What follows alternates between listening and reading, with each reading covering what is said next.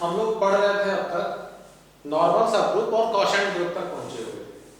तो quotient group हम लोग फिनिश कर चुके हैं। अब हम लोग इंटर करेंगे होमोमॉर्फिज्म कि होमोमॉर्फिज्म क्या होता है। ठीक है, तो उससे पहले अब तक जो हमने पढ़ा उसको थोड़ा थोड़ा समराइज कर लेते हैं, तो कुछ इंपॉर्टेंट रिजल्ट्स लिख लेते हैं। जैसे एबिलियन ग्रुप के बारे में आप जानते हैं कि एबिलियन ग्रुप को कहा जाता है कि एबिलियन ग्रुप का कोई भी सब ग्रुप हो, जितने भी सब ग्रुप हैं, ठीक है, वो एबिलियन होते हैं। ठीक है, और अगर एबिलियन ग्रुप है कोई जिसका ऑर्डर, मान लीजिए कोई भी एबिलियन ग्रुप का ऑर्डर क्या है, n, ठीक है, कोई भी एबिलियन ग्रुप का ऑर्डर क्या है, n है, तो n को जो जो नंबर डिवाइड करेगा उस ऑर्डर के सब ग्रुप हमें मिलेंगे और वो भी क्या होंगे आपस में, एबिलियन। ठीक है, अगला पढ़ा था कि अगर किसी भी ग्रुप का ऑर्डर p स्क्वायर हो तो वो भी क्या होता है, एबिलियन हो जाता है। ये भी पढ़ा था हमने। फिर पढ़ा था कि अगर किसी ग्रुप का हर सब ग्रुप एबिलियन हो तो जरूरी नहीं कि वो ग्रुप एबिलियन होगा। Q8 को देखा था हमने, Q8 का हर सब ग्रुप क्या था, एबिलियन था, बट Q8 एबिलियन नहीं है। तो ये कुछ प्रॉपर्टी थी एबिलियन ग्रुप में। एबिलियन पढ़े, उसके बाद साइक्लिक ग्रुप पढ़े। तो साइक्लिक ग्रुप की प्रॉपर्टी क्या हुआ करती थी, पहली प्रॉपर्टी थी कि साइक्लिक ग्रुप में नंबर ऑफ जनरेटर्स निकालना होता है तो हम क्या करते थे, phi n से निकालते थे, phi n काउंट कर लेते थे कितना होगा। अगला आता था हमारा कि साइक्लिक ग्रुप के सभी सब ग्रुप क्या होते हैं, साइक्लिक होते हैं। कन्वर्स ट्रू नहीं है। अगर सभी सब ग्रुप साइक्लिक होंगे तो जरूरी नहीं कि वो ग्रुप साइक्लिक होगा।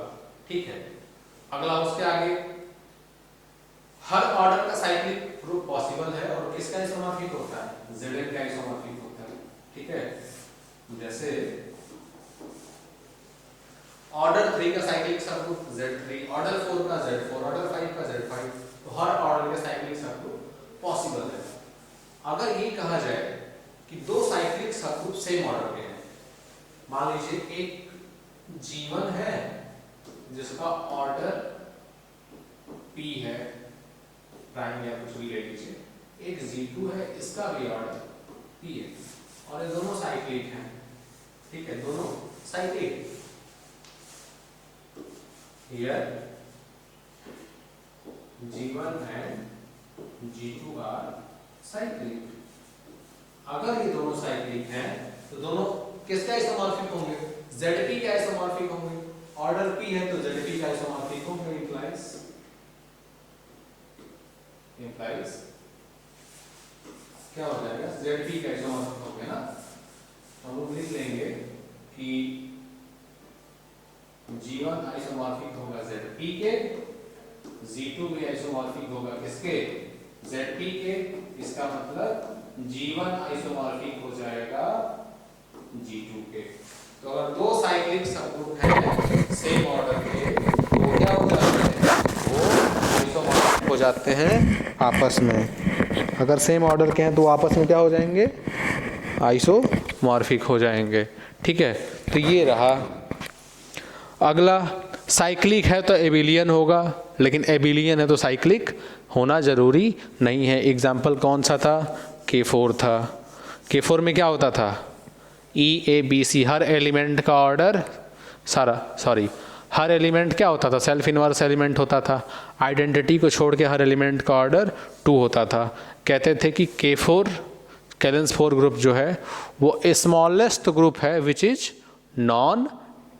Is abelian but non cyclic. K4 is smallest sub group which is abelian but not cyclic. ये हुआ करता था। आगे ये तो फाइनाइट ग्रुप की बात हुई थी। इनफाइनाइट ग्रुप में जाते थे कि इनफाइनाइट साइक्लिक ग्रुप।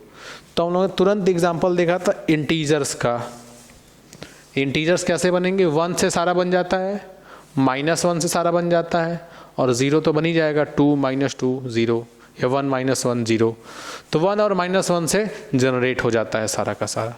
तो किसी भी इनफाइनाइट ग्रुप, इनफैक्ट किसी भी इनफाइनाइट ग्रुप का अगर इनफाइनाइट साइक्लिक ग्रुप है तो उसके 2 ही जनरेटर होते हैं, एक हो गया A और दूसरा उसका इनवर्स, A और A इनवर्स।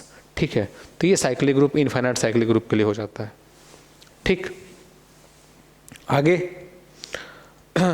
ये रहा साइक्लिक ग्रुप का। और अब हम एक और पढ़े थे, इसमें क्या पढ़े थे, यहीं पे कर लेते हैं।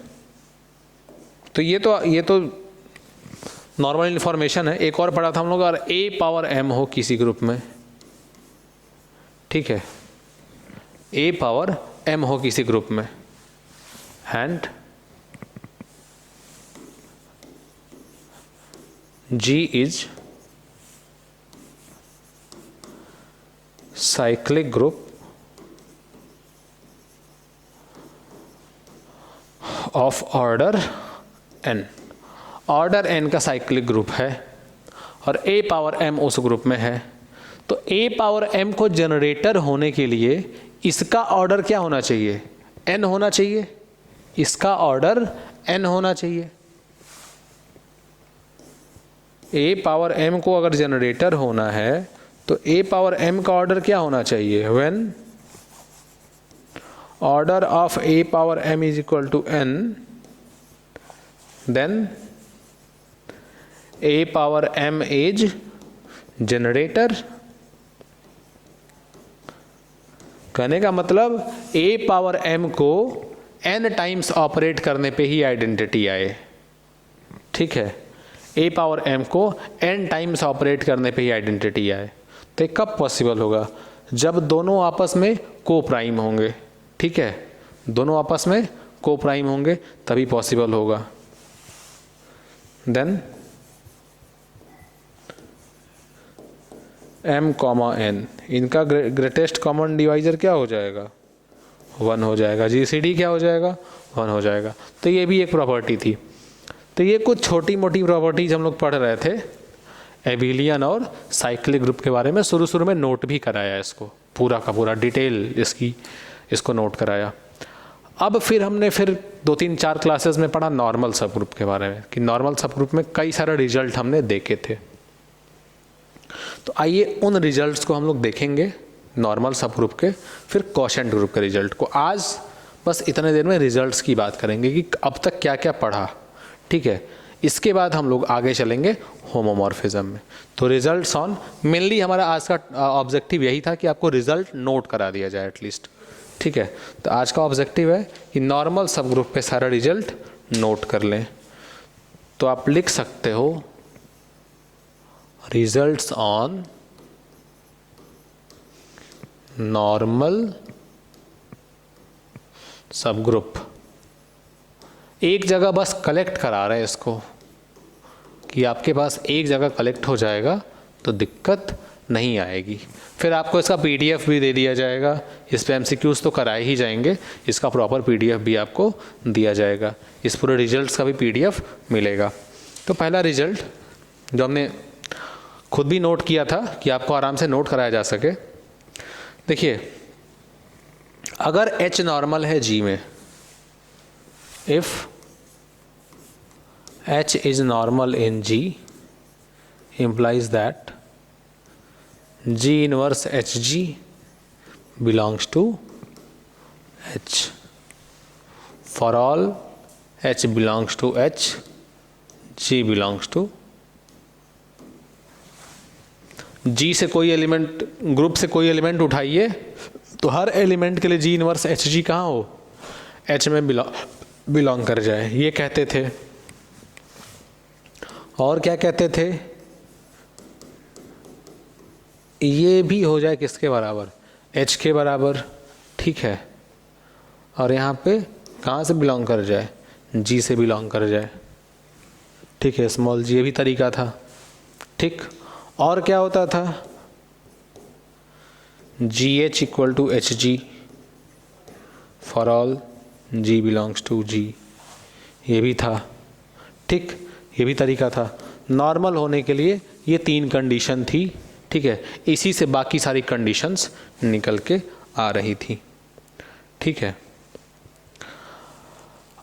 अब अगर H और K 2 सब ग्रुप हो गए, दूसरा हम लोग क्या पढ़े थे, ये पहला, ये दूसरा, if H and K be 2 subgroups of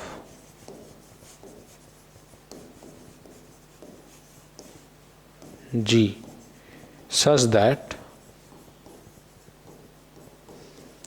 one of them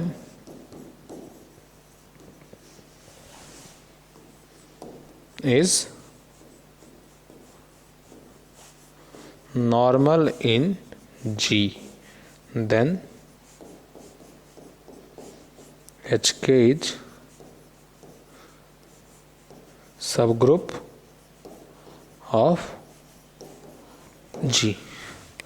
अगर H और K दो सबग्रुप आपके पास हो गए G के, कि दोनों में से कोई एक जो है G का नॉर्मल हो, तो H के हमेशा क्या हो जाएगा, सबग्रुप बनाएगा। ठीक है, ये रहा आपका दूसरा रिजल्ट। ठीक है, पहला तो डिफिनीशन है, ठीक है, दूसरा आपका रिजल्ट है जो आपको याद रखना है। आते हैं तीसरे रिजल्ट पे। तीसरा आपका रिजल्ट क्या है, 10-12 रिजल्ट्स हैं। तीसरा रिजल्ट क्या है, तीसरा रिजल्ट है कि अगर H नॉर्मल हो G में, वापस वही बात, दो में से एक नॉर्मल हो जाता है।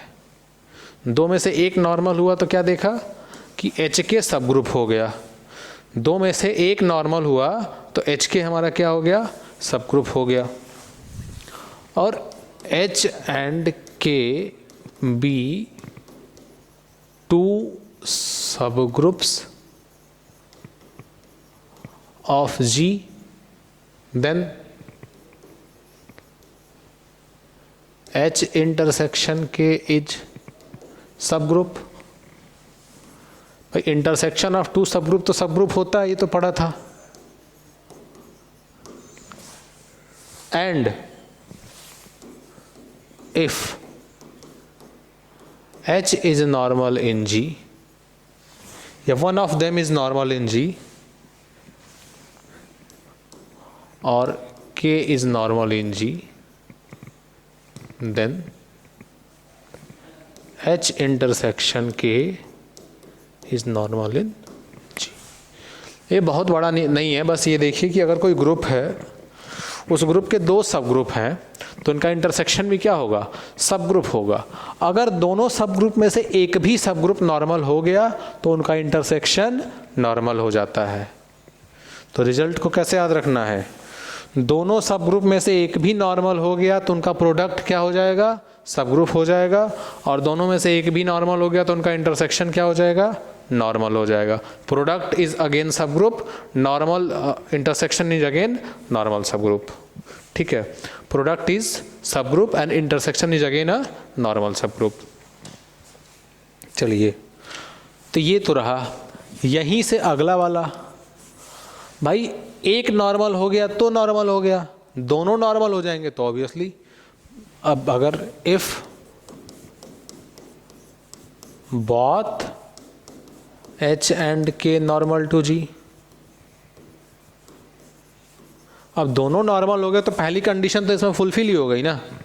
दोनों नॉर्मल हो गए तो पहली कंडीशन तो फुलफिल हो गई। देन तो यहां भी क्या पॉसिबिलिटी है, ये पूरा का पूरा G के नॉर्मल हो जाएगा। ये नहीं, ये याद रखना है, एक भी नॉर्मल हुआ तो उनका इंटरसेक्शन नॉर्मल हो जाएगा, और यहाँ पे दो नॉर्मल हो गए तो पक्का हो जाएगा। ठीक है, तीसरा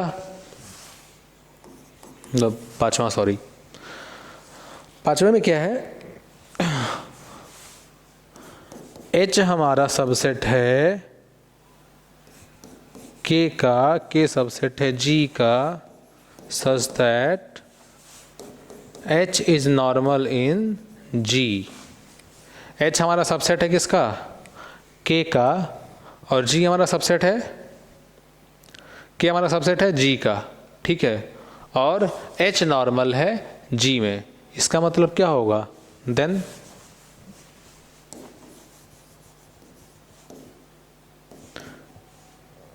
H is also normal in K।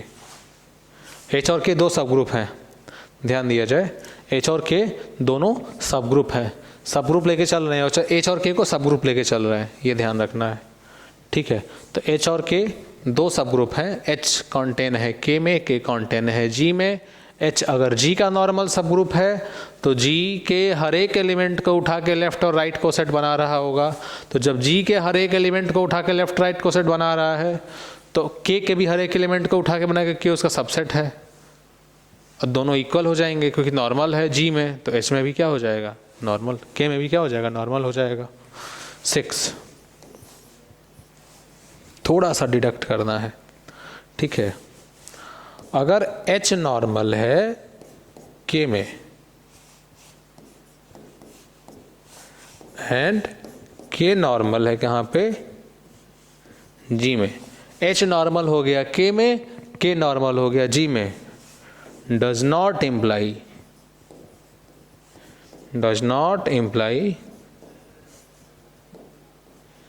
that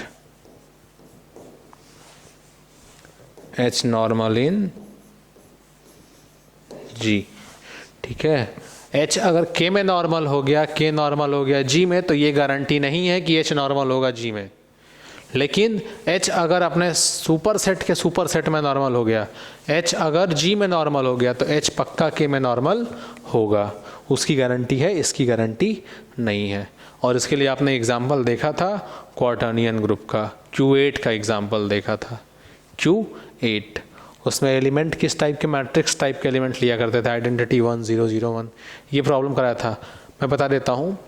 उसमें हमने सेट लिया था प्लस माइनस ऑफ 1 0 0 1, फिर प्लस माइनस ऑफ 0 1 1 0, ठीक है, फिर plus minus of 1 0 0 minus 1 2 position पे, फिर 1 0 और माइनस 1 0, ठीक है, 0 1 माइनस 1 0 किस पोजीशन पे 2 1 पोजीशन पे। तो ये 4 थे, ठीक। ये प्रॉब्लम कराया भी है, यही वाला सेट लेके शायद चला था हमने, ठीक है। तो इसको आप देखेंगे तो हो जाएगा, मतलब सेट आप चाहो तो लिख सकते हो, यही वाला सेट था। एक तो ये था, ये तो आइडेंटिटी है। अगला आपका ऐसा था 1 0 0 1 के बाद अगली पोजीशन पे हमारा क्या था, -1 यहाँ पे था, 1 0 0 -1 ये हो गया था प्लस माइनस के साथ। उसके बाद अगली पोजीशन थी 0 1 1 0 और यहाँ माइनस हो गया था, ठीक है। अगली पोजीशन पे 0 1 1 0 ये हो गया था, ये था, ये आपका पूरा का पूरा पोजीशन था। और सबके आगे प्लस माइनस। ये 8 एलिमेंट हैं इसमें, ये Q8 के आइसोमॉर्फिक काम करेगा। ये आइडेंटिटी प्लस माइनस 1, ये plus minus 1 plus minus I की तरह, ये प्लस माइनस J की तरह और ये प्लस माइनस K की तरह, ठीक है। आप इसमें 2 सब ग्रुप बना लेना, एक H बना लेना क्या 1 माइनस 1 और K बना लेना 1 प्लस माइनस I। यहाँ 1 और I को देख सकते हो, आप देखोगे हेयर H तो K में नॉर्मल होगा, पक्का है, क्योंकि इंडेक्स क्या आ जाएगा 2 आ जाएगा, ठीक है। एंड K नॉर्मल होगा G में, क्यों, क्योंकि K में 4 एलिमेंट, G में 8 एलिमेंट, इंडेक्स आ जाएगा 2। But H does not normal in G because, आप देख लेना C inverse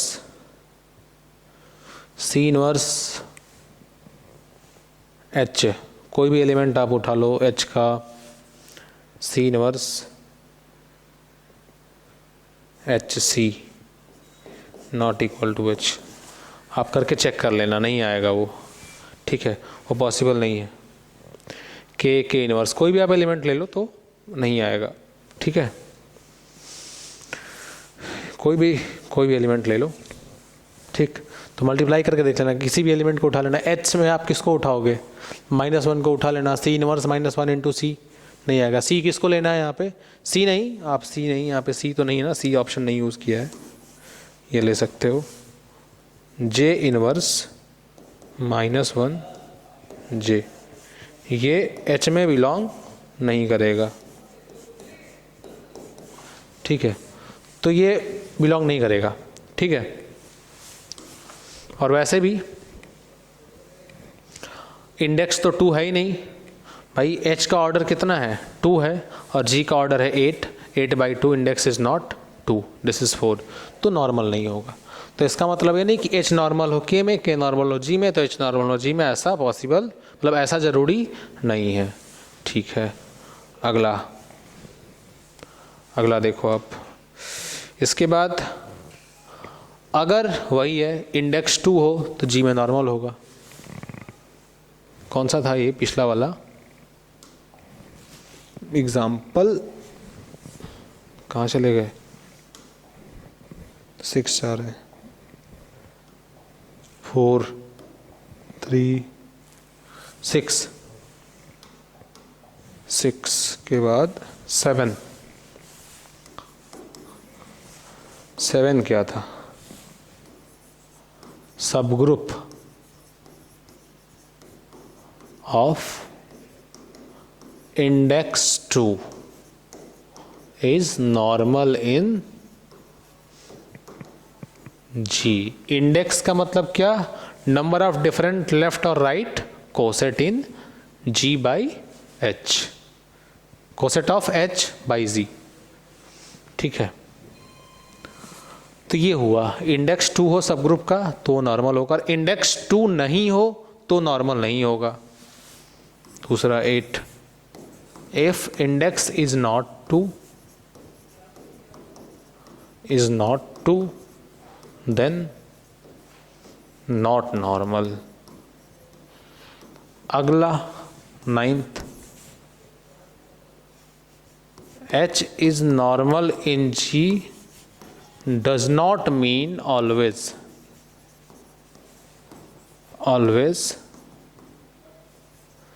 that index is 2। Example आप ले लो, G आपका क्वार्टर्नियन ग्रुप हो गया और इसका एक सब ग्रुप आप ले लो ±1, ठीक है, ऐसे लिख लो 1 और -1। ये सेंटर ऑफ ग्रुप है, ये क्या है, क्यूवेट का सेंटर है, ठीक है। और सेंटर ऑफ ग्रुप हमेशा ग्रुप में नॉर्मल होता है, तो नॉर्मल है बट इंडेक्स 2 नहीं है, ठीक है। तो ये एग्जाम्पल है, काउंटर एग्जाम्पल, ठीक है, जो प्रूफ करता है कि नॉर्मल होने का मतलब ये नहीं कि इंडेक्स 2 हो जाए, लेकिन इंडेक्स 2 है तो नॉर्मल पक्का होगा, और इंडेक्स 2 है ही नहीं तो नॉर्मल भी नहीं, ठीक है। सॉरी, नॉर्मल नहीं है तो इंडेक्स 2 नहीं आएगा, यहाँ पे उल्टा लिख दिया है, ये इसको थोड़ा सा, if H is not normal in G then index is not 2, ठीक है। अगर इंडेक्स 2 है तो पक्का नॉर्मल होगा, लेकिन नॉर्मल होने का मतलब ये नहीं है कि इंडेक्स 2 ही हो, लेकिन नॉर्मल ही नहीं है तो इंडेक्स भी 2 नहीं आएगा, ठीक। तो ये है, इंडेक्स 2 आने का एक ही केस है कि उसको नॉर्मल होना चाहिए, तभी इंडेक्स 2 वाली बात करेंगे, नहीं तो बात ही नहीं करेंगे, ठीक। तो ये रहा। अगला इसके बाद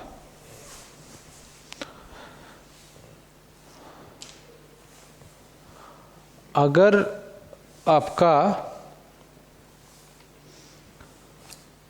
कोई भी ग्रुप हो, ठीक है, किसी भी ऑर्डर का, मान लीजिए कोई भी ग्रुप हो किसी भी ऑर्डर n का, ठीक। लेट, कौन सा था 9th 10th वाला example, let order of G equal to n where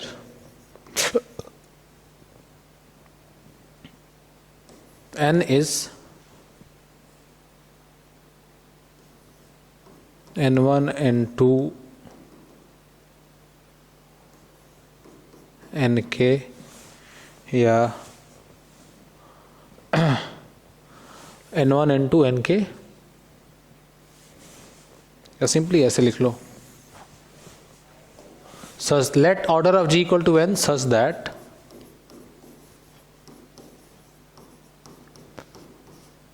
p is a prime factor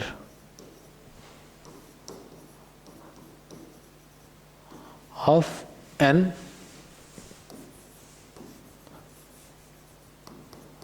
which is smallest, such that p is या फिर यहीं पे आप कर लो a smallest prime factor of n। Group का ऑर्डर n हो और p जो है n का स्मॉलेस्ट प्राइम फैक्टर हो, मतलब n के जितने भी फैक्टर हों उनसे मतलब नहीं है, लेकिन उसमें एक ऐसा फैक्टर होना चाहिए जो प्राइम हो लेकिन सबसे छोटा प्राइम हो, स्मॉलेस्ट प्राइम हो। देन ऑफ n यही लिख दो।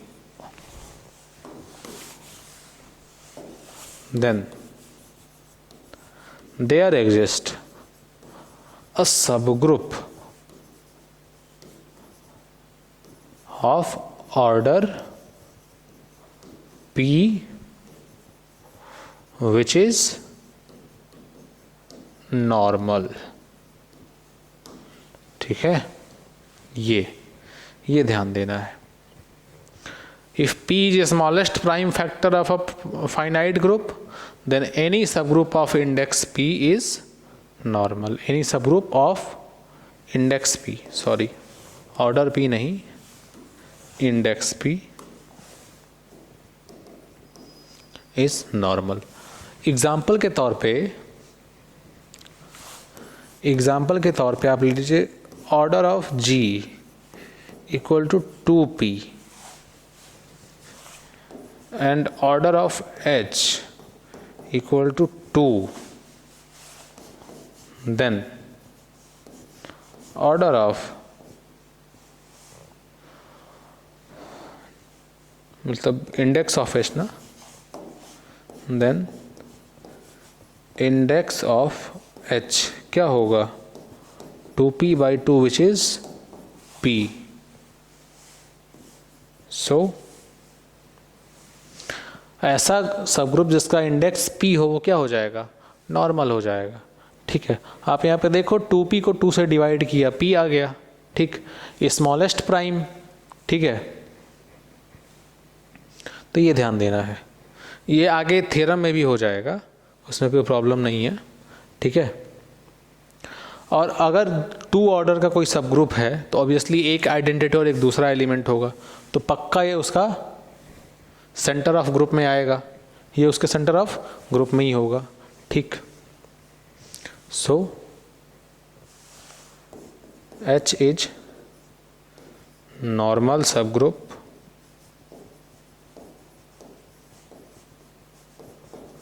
ऑफ इंडेक्स p, ये होता था। इसके बाद 11th प्रॉपर्टी आपकी क्या कहती है, आपकी 11th प्रॉपर्टी कहती है कि कोई भी फाइनाइट ग्रुप है उसका ऑर्डर इवन हो जाए, कोई भी फाइनाइट ग्रुप हो और उसका ऑर्डर इवन हो जाए, तो उसमें एक ऐसा एलिमेंट होगा जिसका ऑर्डर क्या होगा 2 होगा। ठीक, अदर देन आइडेंटिटी। और ये पीछे बहुत बार उसको रिवाइज किए हैं। अगर इवन ऑर्डर का ग्रुप है तो एक ऐसा पक्का एलिमेंट मिलेगा जिसका ऑर्डर 2 होगा अदर देन आइडेंटिटी, और उसमें आइडेंटिटी इंक्लूड कहेंगे तो कहेंगे कि 2 एलिमेंट ऐसे इनके सेल्फ इनवर्स जिनका जो आपस में सेल्फ इनवर्स हैं। ठीक है, चलिए एक चीज और है, अगर x belongs to h let X belongs to H and H is subgroup of G. Then if X square belongs to H, for all X belongs to H, it means H is normal to G. ये किसी group का कोई सब group है, ठीक है, तो सब ग्रुप के जितने भी एलिमेंट हैं अगर उनको खुद पे ऑपरेट कराया जाए और रिजल्ट वापस उसी में चला जाए, ठीक है, तो हम कहेंगे कि वो ग्रुप क्या हो जाएगा, नॉर्मल हो जाएगा जी के। कोई भी सब ग्रुप में जितने भी एलिमेंट हैं अगर उनको खुद पे ऑपरेट कराने पे वापस उसी में चले जा रहे हैं तो क्या होंगे, वो सारा का सारा जो पूरा सब ग्रुप होगा वो क्या होगा, जी का नॉर्मल सब ग्रुप हो जाएगा। तो नॉर्मल होने की एक कंडीशन ये भी है, ठीक है। और एक लास्ट जो आप लोग जानते हैं, पूरा ग्रुप और e, G and e, 12, G and e are trivial normal sub groups. Only कर सकते हो यहाँ पे, ओनली ट्रिवियल नॉर्मल, दो ही हैं, इसके अलावा और तीसरा कोई नहीं है, ठीक है। तो ये रहा, ठीक है। कुछ ब्रेकिंग भी 13th, ऐसा अगर कहीं लिखा रहे यूनिटरी ग्रुप जिसका ऑर्डर p पावर n के फैक्टर में हो तो ये आइसोमॉर्फिक हो जाएगा zp power n minus p power n minus 1 के, ठीक है। अगर किसी भी यूनिटरी ग्रुप का ऑर्डर किसी प्राइम के पावर में हो p पावर n तो वो क्या हो जाएगा, zp n minus p n minus 1 के फॉर्मेट में ब्रेक हो सकता है, ठीक है, उसके आइसोमॉर्फिक हो सकता है। ये रहा आपका नॉर्मल सब ग्रुप पे रिजल्ट। अगला आते हैं results on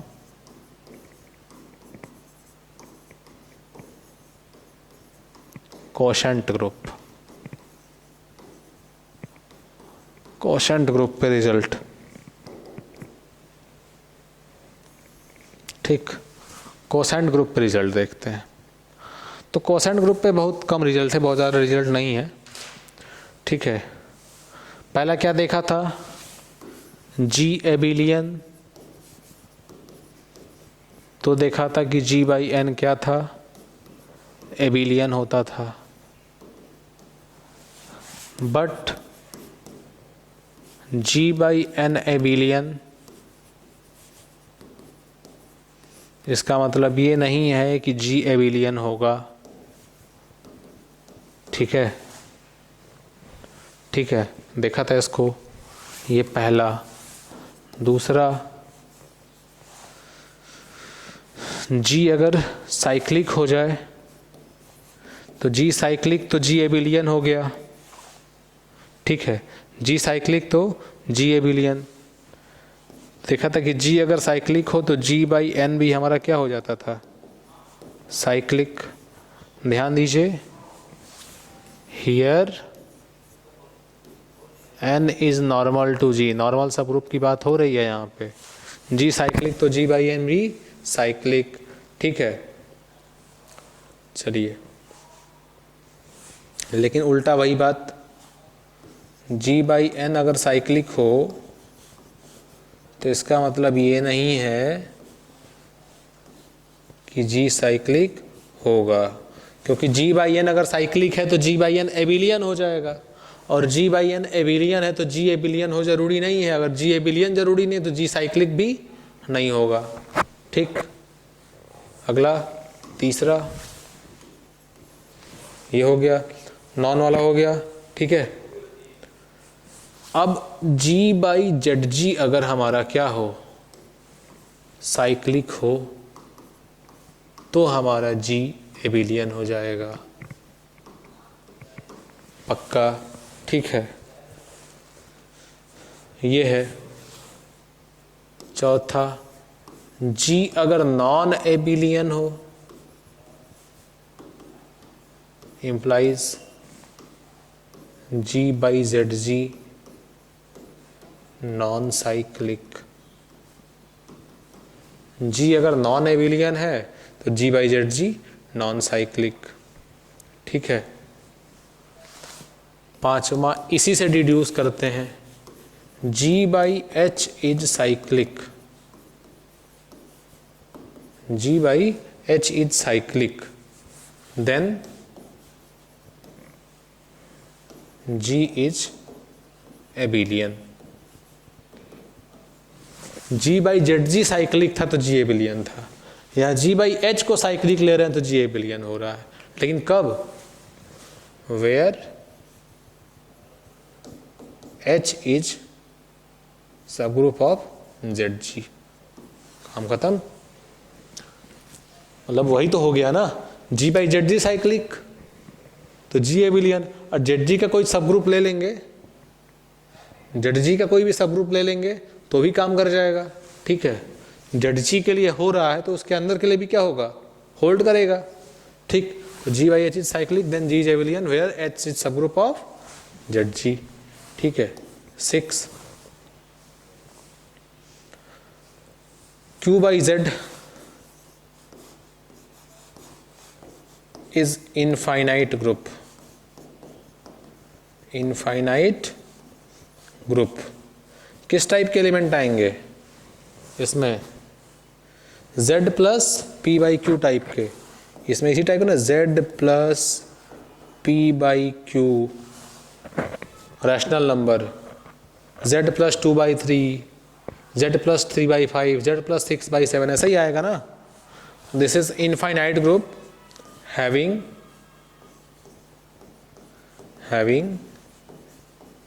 each element is of finite order। कैसे भैया? देखिए, देख लेते हैं इसको।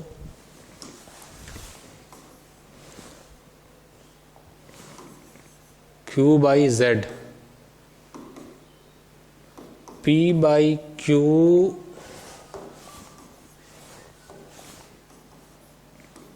Q not equal to 0 belongs to rational number, ये डिफिनीशन होती है। एंड पी क्यू कहाँ से बिलोंग करता है? इंटीजर से। ठीक है। तो अब देखिए इसमें किस टाइप के एलिमेंट होंगे? Let 2/3 belongs to Q, then Z plus 2/3 belongs to Q by Z। इसी तरह के एलिमेंट हुआ करते थे। ठीक है। जरा इनको देखिए, Z plus 2/3, Z plus 2/3 operation कराया जा रहा है, operation Z plus 2/3। Right coset का प्रोडक्ट हमने, एक राइट कोसेट है ये। Quotient group is collection of left और राइट कोसेट, तो राइट कोसेट है। 2/3 लिया, 3 बार प्रोडक्ट कराया, देखिए क्या मिलेगा? Product of right coset is again a right coset. This is Z plus 3 into 2/3, this is Z plus 2, और ये क्या है? अगेन ये Z के बराबर। 3 बार ऑपरेट कराया, क्या आ गया? आइडेंटिटी। Q बाई Z में आइडेंटिटी हमेशा Z होता है। So order of Z plus 2/3 equal to 3, finite. कोई भी आप रैशनल नंबर लीजिए, डिनोमिनेटर जितना है उतनी बार ऑपरेट करा दीजिए।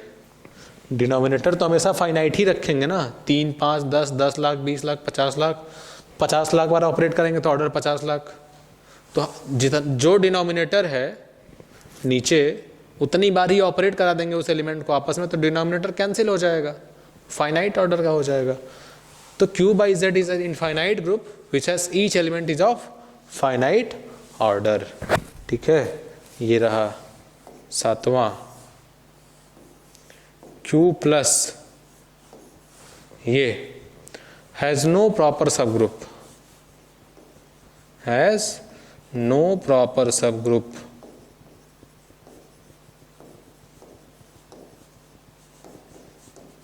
Of finite index.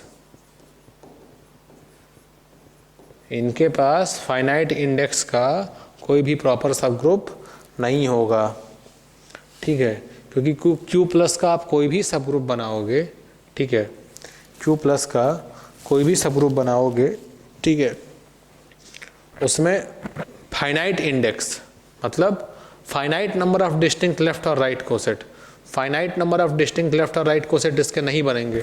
इसके हमेशा कितने बनेंगे डिस्टिंक्ट लेफ्ट और right coset?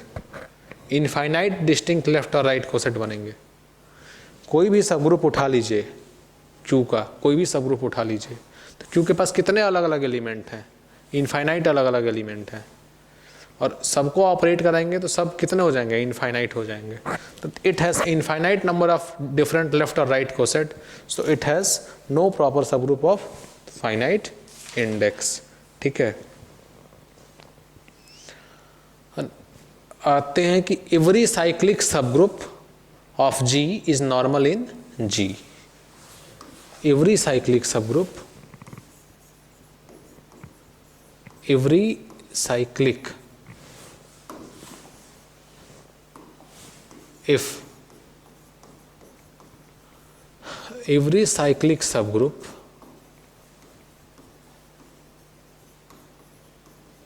of G is normal in G, then अगर हर साइक्लिक सब ग्रुप G में नॉर्मल हो गया, ठीक है, देन एवरी सब ग्रुप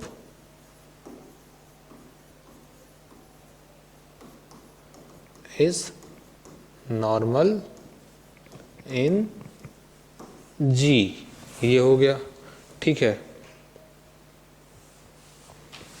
ये रहा। और ये कौन सा रहा? कौन सा नंबर? 8th position, 8वां number. अगर कोई भी साइक्लिक सब ग्रुप किसी ग्रुप के, मान लेते हैं कि कोई भी ग्रुप है उसमें कुछ सब ग्रुप साइक्लिक है और कुछ सब ग्रुप नॉन साइक्लिक है, हो सकता है ऐसा पॉसिबल है, ठीक है, या कुछ सब ग्रुप साइक्लिक हैं, कुछ सब ग्रुप खाली एबिलियन है। तो बस हमें ये देखना है कि क्या सारे जो साइक्लिक सब ग्रुप हैं वो नॉर्मल है कि नहीं। अगर सारे साइक्लिक सब ग्रुप नॉर्मल हो गए, इसका मतलब सारे बाकी सब ग्रुप भी क्या हो जाएंगे? नॉर्मल हो जाएंगे G में। तो ये रहा हमारा आज एबिलियन ग्रुप पे कुछ रिजल्ट, कुछ छोटे मोटे रिजल्ट हमारे किस पे? साइक्लिक ग्रुप पे, और बड़े रिजल्ट नॉर्मल सब ग्रुप पे और क्वोशेंट ग्रुप पे। यहाँ से हमारा ग्रुप थियरी का एक बहुत बड़ा पोर्शन ख़त्म होता है, पहला पोर्शन, ठीक है। और अब हम यहाँ से दूसरे और अंतिम पोर्शन पे, 2 पार्ट में डिवाइड किया गया ग्रुप थियरी को, ठीक है। तो ग्रुप थियरी का पहला पार्ट आज यहाँ पे एंड हुआ। अब हम यहाँ से दूसरे पोर्शन में एंटर करेंगे जिसे कहते हैं होमोमॉर्फिज्म और ग्रुप होमोमॉर्फिज्म, ठीक है। वो हमारा ग्रुप थियरी का लास्ट पार्ट होगा। चलिए फिर मिलेंगे, और इस पे अगली बार हम क्वेश्चंस के साथ मिलेंगे। तब तक के लिए धन्यवाद।